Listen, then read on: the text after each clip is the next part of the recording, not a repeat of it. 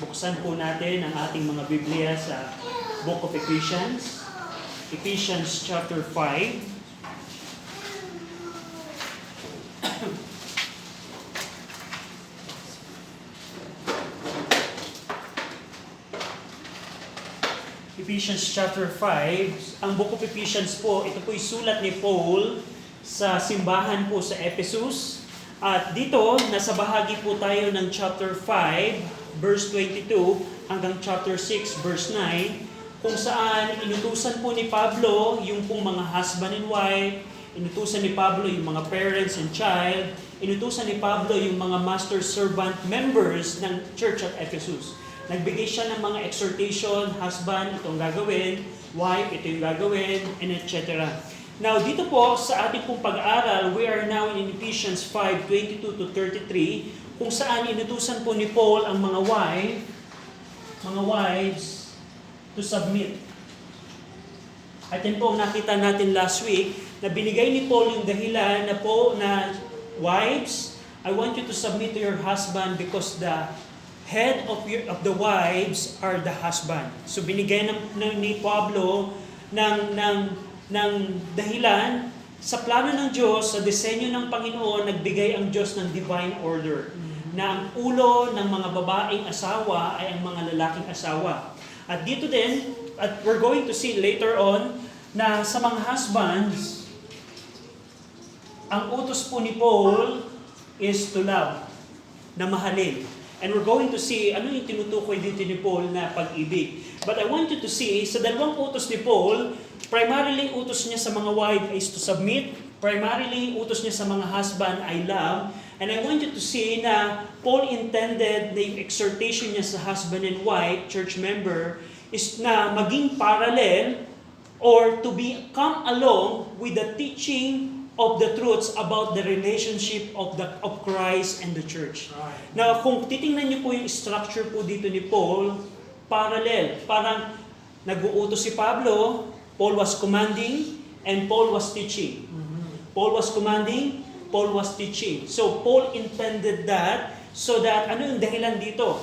Ibig sabihin po nito, ang church at ang ating Panginoong Kristo ang pattern, ang example, in order for the wives to submit and in order for the husband to love their wives. At dito po, previously nakita natin dito na Paul mentioned that the husband is the head of the wife. And tandaan niyo po, ang being the head is not just to be a dictator over your wife na ako ang head, ako ang masusunod. Not like that. But being a spiritual head comes with the responsibility to lead the wife spiritually. Kung paano ang Panginoong Kristo ang head ng simbahan, not only to be the dictator or the ruler over the church, but also it has the responsibility na pangunahan. And that's the reason why personal conviction ko as a husband, I will not go abroad to work. And some Christians are deceived by that. Now, just imagine you're going to leave your family for 2 years or 1 year. How can you be a spiritual head if you are not there? So, and some Christians, even believers, Christian family are deceived by that ways ng mga Pilipino. But we see here na ang being a head has a responsibility to lead your wife spiritually. And after that, nakita natin, after his exhortation that we saw last week to the wives, Paul exhorted or commanded the husband to love. At yung titingnan po natin today. Babasahin ko po yung verse 25-28. Sundan niyo ako sa inyo pong mga Bible. Ephesians 5:25, the Bible says, "Husbands, love your wives, even as Christ also loved the church and gave himself for it, that he might sanctify and cleanse it with the washing of water by the word, that he may present it to himself a glorious church, not having spot or wrinkle or any such thing, but that it should be holy and without blemish. So ought men to love their wives as their own bodies. He that loveth his wife loveth himself." Shall we pray? Ama naming Diyos na makapangyarihan sa lahat, kami Panginoon ay lumalapit po sa inyo sa pamamagitan ng aming Panginoong Kristo. Nabigyan niyo kami ng tulong na maunawaan namin ang inyo pong salita. Malaman namin ang tamang interpretation po ng inyo pong salita upang tama naming ma-apply ito sa aming pong mga buhay. We pray na kahabagan niyo kami at kaawaan, and I pray na ang banal na Espiritu ang magbigay ng kaunawaan po sa bawat isa. Tulungan niyo kami, Ma, na malaman namin ang kalooban po ninyo sa inyo pong disenyo sa pamilya. Sa ngalan ng aming Panginoong Kristo, Amen. So, tandaan niyo po, similar to his exhortation, similar to Paul's exhortation to the wives, ito pong exhortation or command ni Paul for the husband, it is connected sa kanyang previous command or earlier command na to be filled with the Spirit. In Ephesians 5:18, Paul commanded them, be not drunk with wine, wherein is excess, but be filled with the Spirit. Yun ang utos ni Pablo. At sa ilalim po noon, Paul said na kung ang isang mananampalataya ay puspos ng banal na Espiritu, you will be able to submit yourself one to another in the fear of God. Right. At sa ilalim po noon, submitting one to another in the fear of God, sa ilalim, under the command of being filled with the Spirit, is yung command to the wives and to the husband. Ibig sabihin, anong principle po dito? You cannot properly love your wives, husband, if you are not filled with the Holy Spirit. So loving your wives is not just na you will do it physically or by your own strength, but by the influence of the Holy Spirit. Right. And also, the main command for the husband, kung babasahin natin yung section na ito, the main command for husband in the Ephesians Baptist Church is to love their wives. Yung word na love, na ginamit po dito ni Paul, the word love, agapate, is a present imperative. Imperative, ibig sabihin utos, and it is in a present tense, ibig sabihin, it should be continual. What Paul was saying here, husband, I want you to continue loving your wives. And dito, yung word na love po dito, he was not referring to other kinds of love such as, ang word po na ito is agape. And we're going to see that later on. But sa language po ng Greek, meron pong iba-ibang klaseng love, like ero. Ito po yung nagpapatungkol sa sensual love. At dito po mali ang maraming tao. They thought ang relationship ng husband and wife is about ero.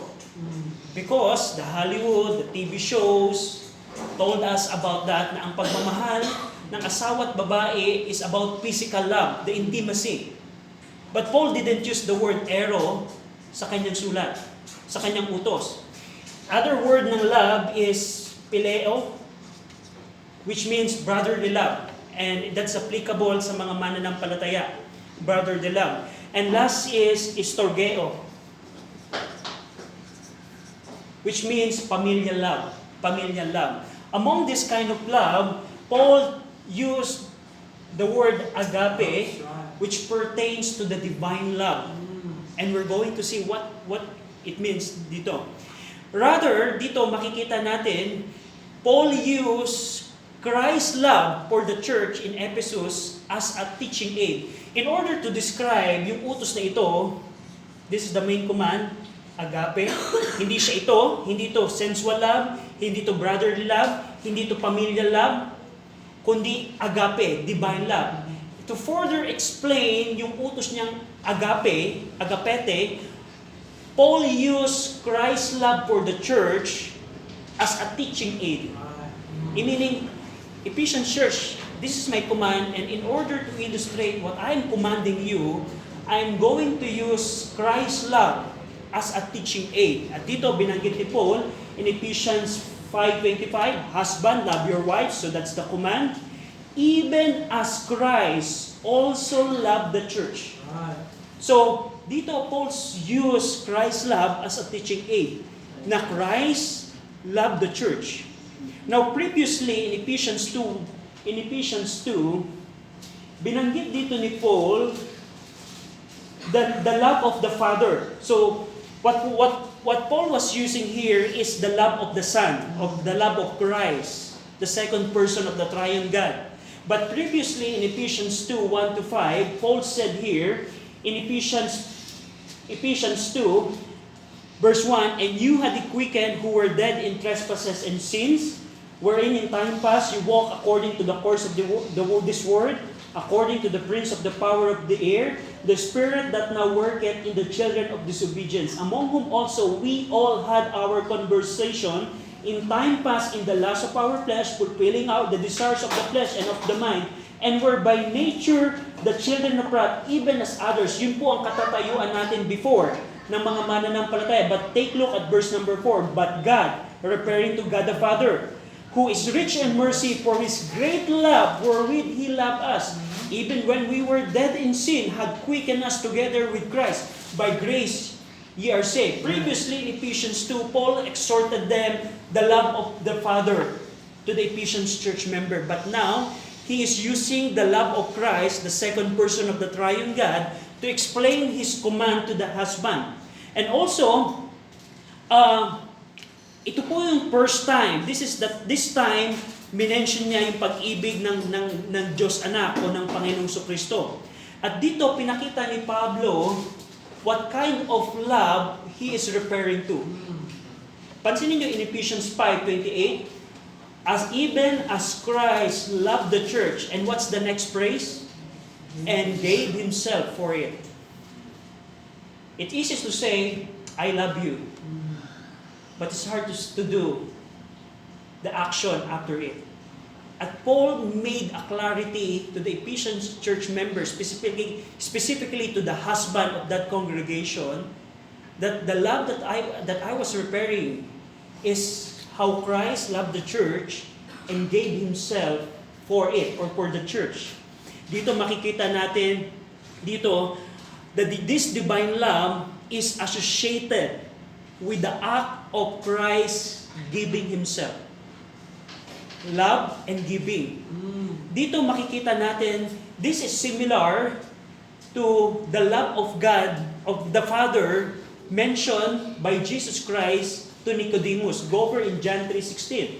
We know probably this verse, we probably memorized this verse, but I want you to see na ang love, the divine love, is associated with the act of giving. Similar to Christ's love for the Ephesians, God the Father also exhibit the same kind of love. Sabi ni Jesus Christ kay Nicodemus in John 3:16, "For God so loved the world that He gave His only begotten Son, that whosoever believeth in Him should not perish, but have everlasting life." So, in Ephesians chapter 5, Paul was using the love of the Son. But previously we see in the account of John, sabi ng Panginoong Kristo, ganun din ang pag-ibig ng Diyos Ama sa sanlibutan. Na hindi lamang nag-exert ng pag-ibig ang Panginoon, kundi meron siyang ibinigay. Kundi ibinigay, according sa John 3:16, binigay niya ang kanyang sariling anak. Pero sa case naman ng Diyos Anak, ano ang kanyang binigay? Tingnan niyo po dun sa Ephesians 5:28, "And gave Himself for it." He gave Himself for it. So dito, binanggit ni Pablo na yung pagmamahal na kanyang tinutukoy ay merong pagbibigay na katulad ng pagbibigay ng Panginoong Kristo ng kanyang sarili para sa kanyang simbahan. Now, probably we already heard that truth most of the time, but I want you to remember, ang Diyos Anak po, siya po ay kasama ng Diyos Ama nung simula pa. Alam natin ang history po ng sanlibutan, nilikha po ng Diyos ang tao, at ang tao po ay nagkasala at lumabag sa Panginoon. Humiwalay at nagrebelde sa ating Diyos po. At lahat po ng tao, sabi po ng Biblia, ay walang naghahanap sa Diyos. Wala pong may desire na bumalik sa Diyos. Pero ang Diyos Anak po, ibinigay niya yung kanyang sarili. I want you to think about that. Na iniwan ng Diyos Anak ang trono po niya sa kalangitan, at siya po ay nagkatawang tao, at siya po ay pinako sa krus para sa kasalanan mo at kasalanan ko. Christ gave Himself for the church. Pwede pong sabihin na ng Diyos, well, kayang gawin ng Diyos ang lahat. Probably, sa aking pag-iisip, kung nagkasala ang tao, pwede ang gawin ng Diyos. Maggawa na lang siya ng bagong creation. Start over. These people of the earth don't like to obey me. I will eradicate them and I will build another creation. He can do that. Or probably, gawin na ng Diyos, hindi na tayo pansinin. Tayo'y nasa kadiliman ng ating kasalanan. But sa pag-ibig ng Diyos Ama, nakita natin in John 3:16, for God so loved the world, He gave His only begotten Son. Sa pag-ibig ng Diyos Anak, Christ loved the church and He gave Himself for it. I want you to see yung pag-ibig na tinutukoy dito ni Pablo para sa mga husband. Husband, love your wives even as Christ loved the church. Na dito, in both cases, in both description, sa Diyos Ama at sa Diyos Anak, Paul emphasized the act of giving. The act of giving. In Ephesians 5:2, previously binanggit niya din to, in Ephesians 5:2, and walk in love as Christ also loved us and had given Himself for us, an offering and a sacrifice to God for a sweet-smelling savor. So what happened is, dahil ang kasalanan po ay nagre-require ng kabayaran, and by the way, the wages of sin is death. The wages of sin is death. Ang kasalanan po will never be satisfied kung wala pong kamatayan. At yung ginagawa po ng Old Testament na pagpatay ng mga animal sacrifices, hindi po yun sapat na bayaran ang kanilang kasalanan.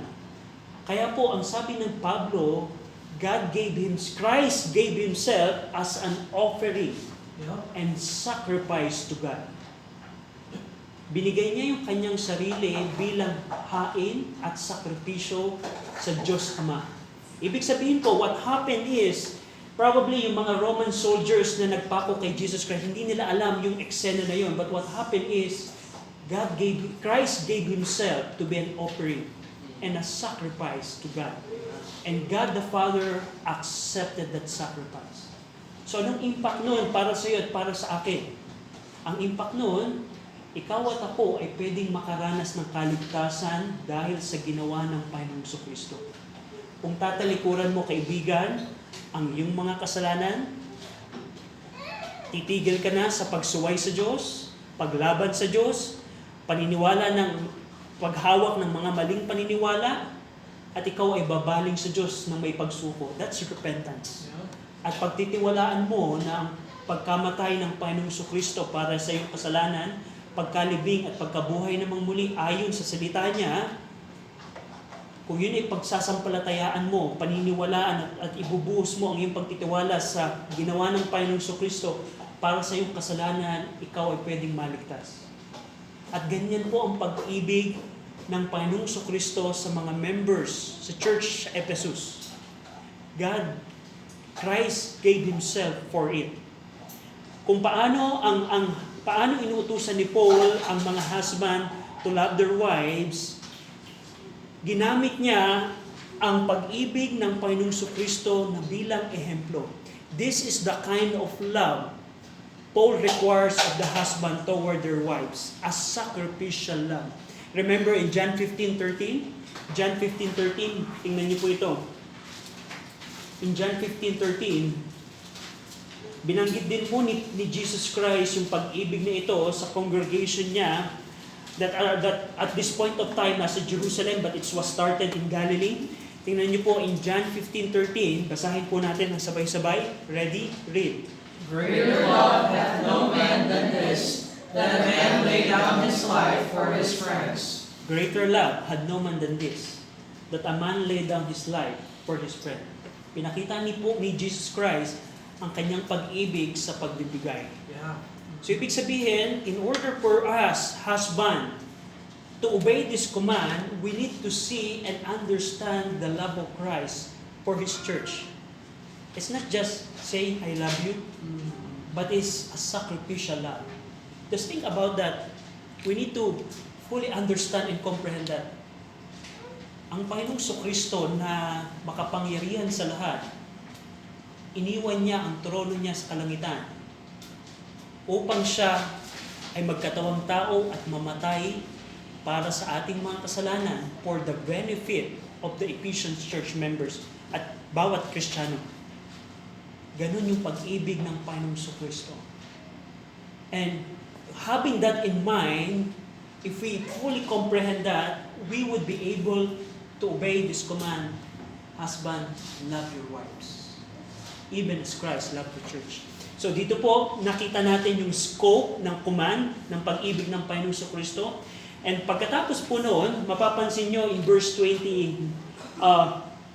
number 26, that He might sanctify and cleanse it with the washing of water by the word. So dito, continuing with the use of Christ's love as a teaching aid. So dito po, patuloy pa rin pong ginagamit ni Paul ang pag-ibig ni Jesus Christ as a teaching aid. Now, ang main concern dito ni Paul is the command para sa mga husband to love their wives. And Paul was using Christ's love as a teaching aid.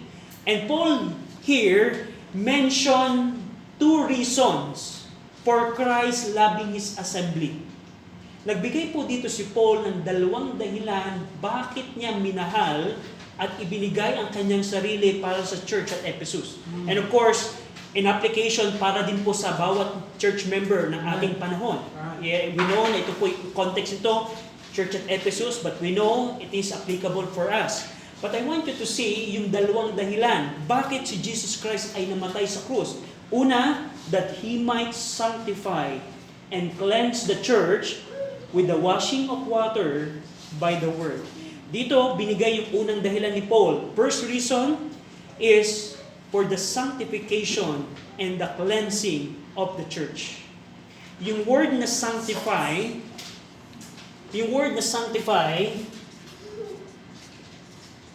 and the word cleanse, the word sanctify and cleanse are in both in aorist tense.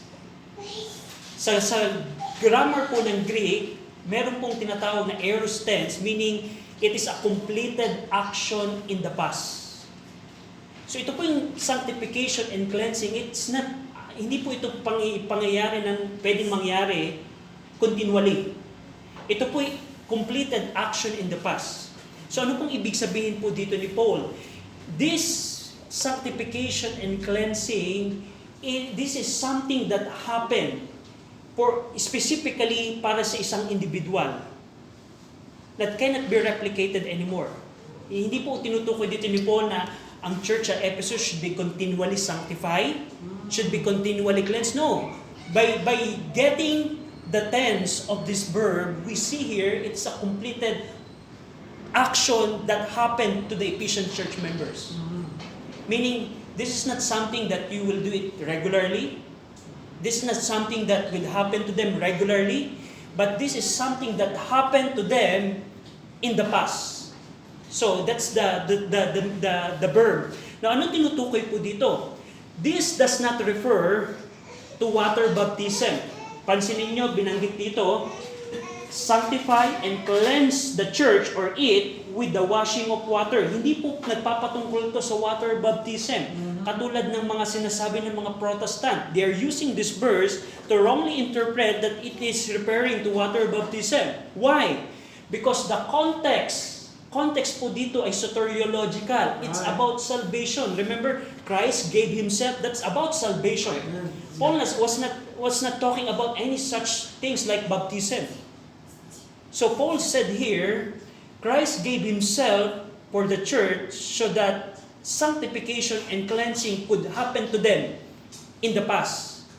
So anong tinutukoy dito ni Paul?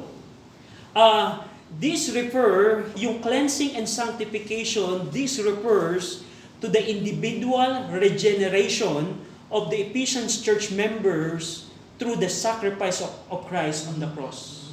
So ito pong sanctify and cleanse, hindi po ito yung regularly masasanctify ka sa yung practical living, na pag may kasalanan ka, humingi ka ng tawad, you will be sanctified regularly. No. this refers to the individual regeneration. Ibig sabihin, sa pagbibigay, the reason, the avenue, meaning, the way that Christ gave Himself for the church, we can have a sanctification and cleansing when we repent of our sins and believe the gospel. Kapag ang isang tao po ay nagsisi at nanampalataya sa Panginoong Kristo, you will have a sanctification. And you will have a cleansing by the water. And you and I, kung ikaw ay ligtas, this happened to you and me in the past. A completed action in the past. And that's what Paul was saying here.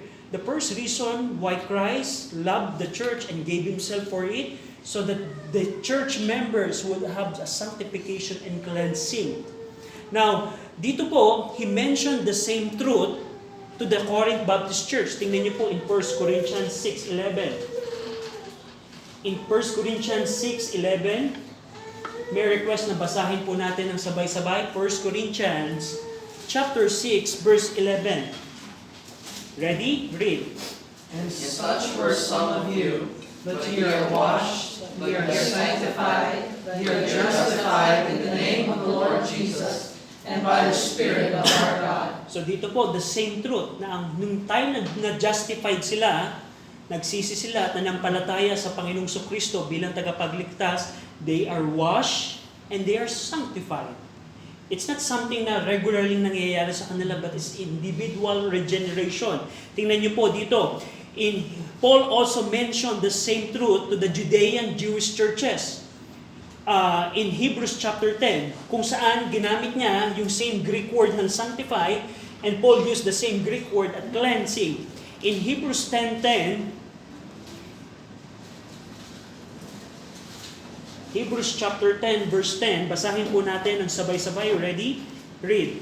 By the which we are sanctified through the offering of the body of Christ once for all. The word sanctified doon ay the same Greek word na ginamit niya dito in Ephesians chapter 5. The sanctification through the offering of the body of Jesus Christ. Sanctified through the offering. And Hebrews chapter 9, verse 14. Hebrews 9:14. Hebrews chapter 9 verse 14. Basahin po natin. Ready? Read. How much more shall the blood of Christ, who through the eternal Spirit offered Himself without spot to God, purge your conscience from the dead works to serve the living God. Yung word na purge is the same Greek word as cleanse. So mapapansin ninyo, Paul mentioned the same truth. The act of offering of Christ gives the believers a sanctification and cleansing. So, ang tinutukoy po dito ni Paul, hindi po tinutukoy dito ni Paul na pag ako'y nagpabaptize sa water, ako ay masasanctify and cleansing, katulad ng binabanggit ng mga Protestant. No, hindi po ito. Ang tinutukoy dito ni Paul, kapag ka ang isang tao ay naligtas, they will be sanctified and cleansed by the offering of Christ on the cross. So dito, makikita natin, that's the first reason. Now ang question, bakit ginamit ni Paul? Probably why Paul used the phrase with the washing of water. In Ephesians 5:28, Paul said there, Ephesians 5:26 rather, that he might sanctify and cleanse it with the washing of water. So ang tanong, why Paul used that phrase, with the washing of water? Now, tandaan niyo po, si Pablo po, siya po ay trained in the Old Testament. And probably Paul alluded this truth to the purification of the bride before marriage. Tingnan niyo po ang Ezekiel 16. Now, ito pong Ezekiel 16, this refers to the regeneration of the nation Israel. Yung Ezekiel po, meron pong panahon na kung saan ang bansang Israel po, ito po ay mare-regenerate. And ito po ay mangyayari in the future.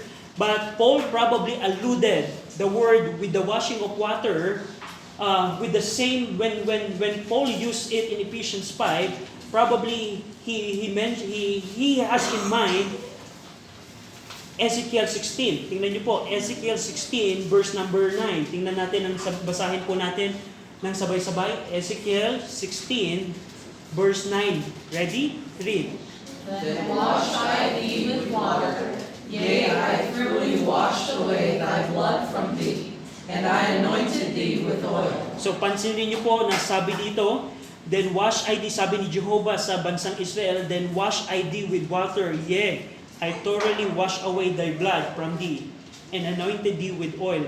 Now previously, binanggit po dito in Ezekiel 16, in verse number 2, verse 1 and 2, again, the word of the Lord came unto me, saying, Son of man, cause Jerusalem to know her abomination. Na sa gitna ng pagkakasala ng bansang Israel, ay darating yung time na makakaranas sila ng sanctification or regeneration and cleansing. And probably Paul has this in mind when Paul said, with the washing of water. So because nung sa Jewish custom po, bago po ikasal, is meron pong, yung pong mga bride, ay meron pong purification na ginagawa. So, probably, that's the reason. No, that's not referring to baptism. Yung washing of water. And you would encounter that a lot na they're using this verse to say, oh, baptism can save you. Because if you don't get baptized, you will not be saved.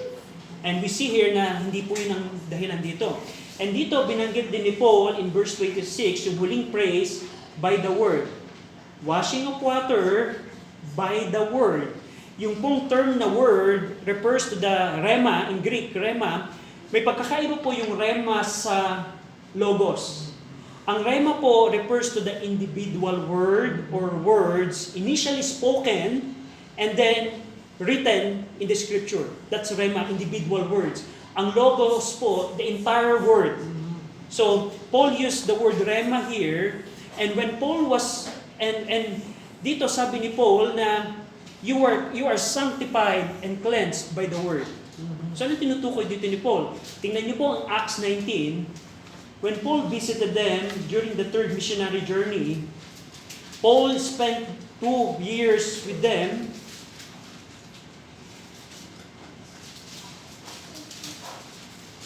In Acts 19, verse number 10, tingnan niyo po ako sa inyong mga Bible, and this continued by the space of 2 years, so that all that which dwelt in Asia, kung nasaan ang Ephesus, heard the word of the Lord Jesus Christ, both Jews and Greeks. So ibig sabihin, ang individual regeneration happen when you hear the word of God. That's why you are cleansed and sanctified by the word. Na hindi maliligtas ang isang tao without the preaching of the Word of God. So that's why Paul said to them, you are sanctified and cleansed by the Word. At nung napakinggan nila yung Word ng Panginoong Kristo, anong ginawa nila? They receive it, they repent, and they believe. And they receive sanctification and cleansing through the Word. So yun pong ibig sabihin nun. And now, that's the first reason why Christ loved us. The second reason is in verse 27. The second reason of Christ loving the church and giving Himself for it is in verse 27. That He might present it to Himself a glorious church, not having spot or wrinkle or any such thing, but that it should be holy and without blemish. Pangalawa po is, Christ loved the church and gave Himself for it so that He would be able to present the church to Himself a glorious church. Yung Christ's sacrificial love is for the presentation of the church. The presentation of the church. The word present, it's also, by the way, in aorist tense. So it's not something that's happening right now. It happened in the past. In the past. The word present, it is an aorist tense that refers to a completed action in the past. Now, ito pong verb na ito, the tense of the verb, by knowing that it is in aorist tense, it refutes the false teaching of our time, yung Baptist brider, that tells that the bride of Christ in Revelation 21 consists exclusively of true Baptist churches. Na sinasabi nila, napansin mo na Christ present Himself a glorious church? And they're saying na ang church will be presented in the future. No, He's not. The verb there is aorist tense, meaning a completed action in the past. Meaning through the sacrifice of Christ on the cross, the believer who repented and believed the gospel is presented, happened in the past, to Himself as a glorious church. Now, anong tinutukoy dito ni Paul? Yung sacrificial love is for His assembly to be a glorious church. The word glorious means honorable. Honorable. Nakakita na ba kayo ng kahit halimbawa, pagka halimbawa may isang tao na naka-Amerikana, posturang-postura na maayos ang damit, he seems honorable through the apparel. Now, kaya binanggit dito ni Paul, sabi niya dito, pansin niyo, a glorious church not having spot or wrinkle or any such thing. Yung pong mga term na glorious, spot, or wrinkle, yung po ay clothing or textile terminologies. Yung wrinkle, yung kusot, halimbawa, may bumisita sa atin na sinasabi, halimbawa, kung mayor ay bumisita sa atin, tapos ang suot niya ay puro wrinkle yung damit, puro gusot, puro may stain. Well, is that honorable mayor? Bakit ganyan yung damit niya? But what if yung mayor or yung governor, probably some high-ranking official ay may suot na damit na without spot or wrinkle or any such things? He's a glorious. He's honorable. At yan ang nasa isip ni Paul. Christ loved the church and gave Himself for it so that the church would present it to Himself as an honorable church. Honorable church. At dito, nagbigay ng further description si Paul about that it should be holy and without blemish. Now, kung babalikan natin ang Ezekiel 16, this is parallel to what Ezekiel and Jehovah said regarding sa national regeneration of Israel. Tingnan niyo po, dun sa verse na binanggit natin kanina, babasahin ko po yung verse 8 to 14, and I want you to see the similarity ng language ni Pablo sa language po ni Ezekiel. In Ezekiel 16 verse 8, sabi dito, "Now when I pass by thee and look upon thee, behold, thy time was the time of love, and I spread my skirt over thee, and covered thy nakedness. Yea, I swear unto thee, and entered into a covenant with thee, saith the Lord God, and thou becamest mine. Then wash I thee with the water, yea, I thoroughly wash away thy blood from thee, and anointed thee with oil.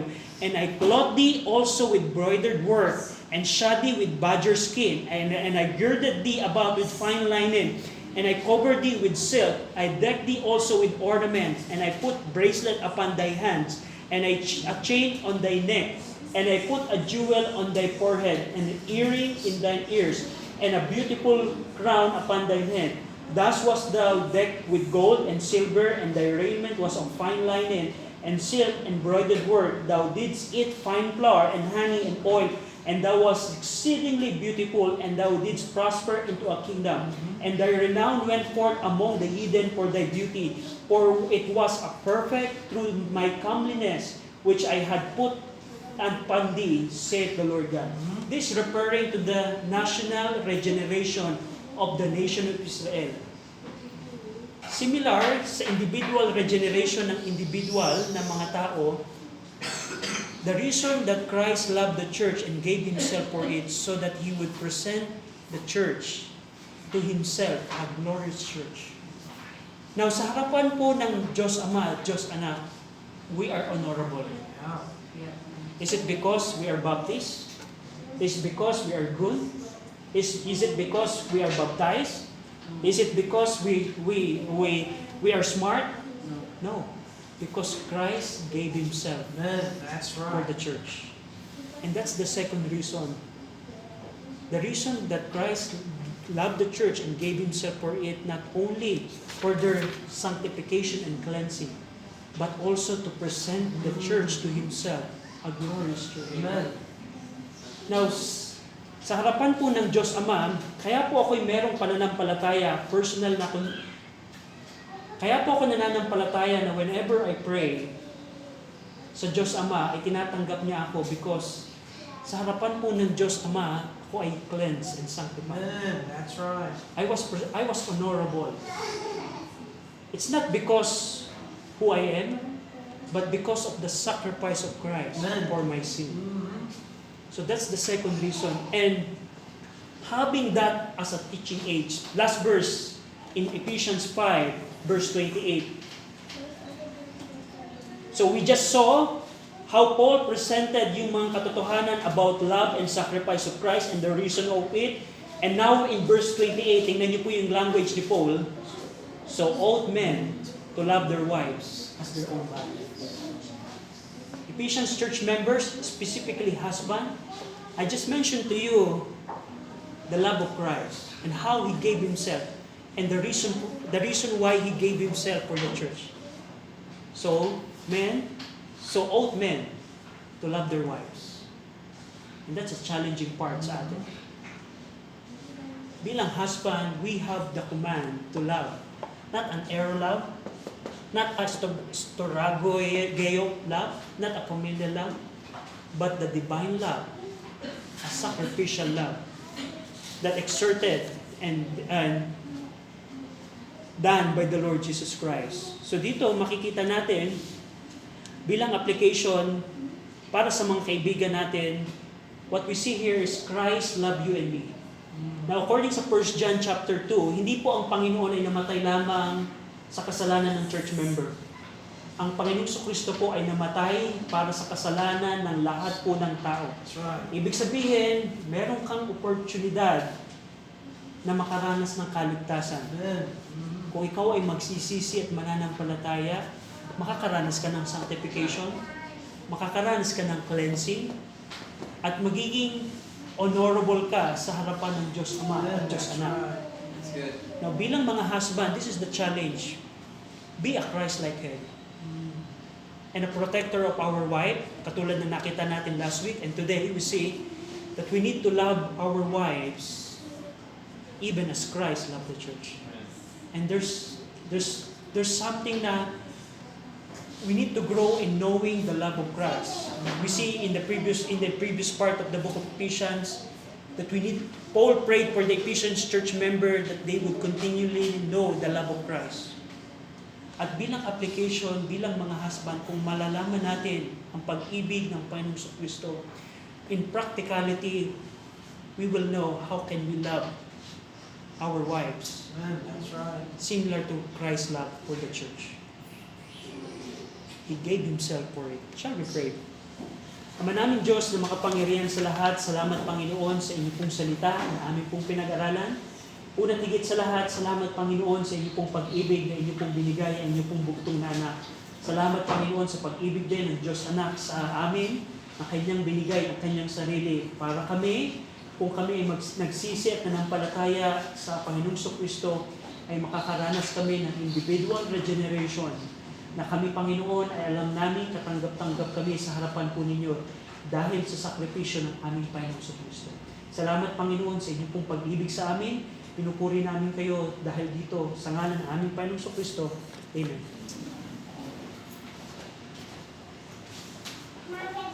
Ipo natin ang ating ulo, pikit natin ang ating mga mata.